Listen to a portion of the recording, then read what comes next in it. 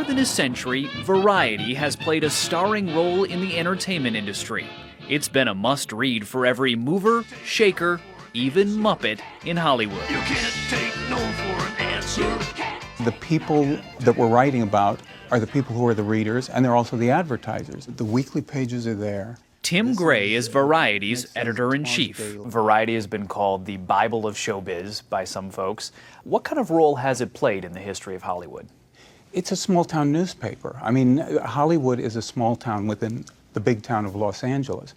Variety printed the first movie review in 1907, which was very early, with a little note saying, hey, this is an interesting new art form, so we thought we'd review some of this stuff.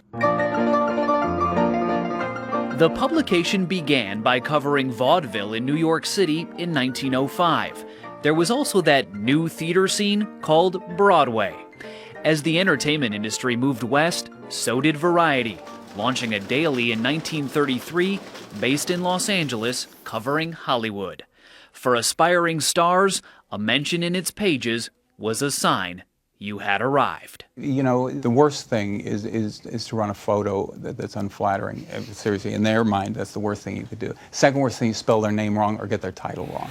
In its 107 years, Variety has covered it all. The Titanic, when it sank in 1912. We're flying. And then 86 years later, when it rose to become the first billion-dollar blockbuster.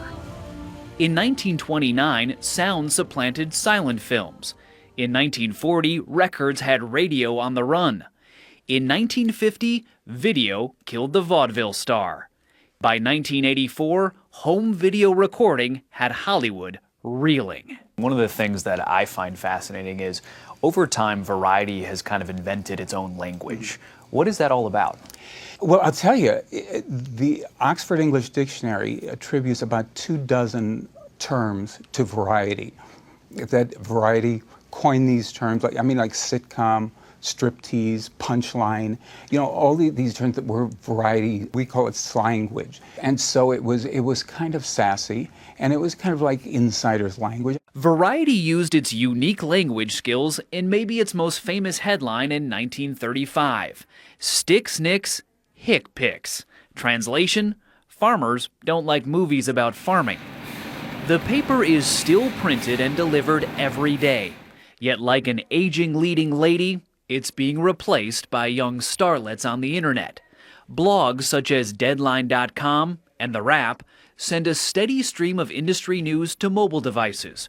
Former New York Times reporter Sharon Waxman is editor-in-chief of The Wrap. Can a print publication compete with an online publication like yours covering Hollywood today? No.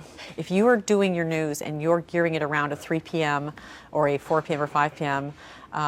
Print deadline, you're toast. By the time that news comes out, everybody's already read it. I think Variety is a print dinosaur. I think there's no doubt about that. And if you'd ask people in the industry, they would tell you that. Your choices of page one are good, but I got some questions. In recent years, Variety's circulation has fallen dramatically. Its website, which for years charged for content, is dead last among its competitors. 5 years ago, the publication was worth an estimated $100 million.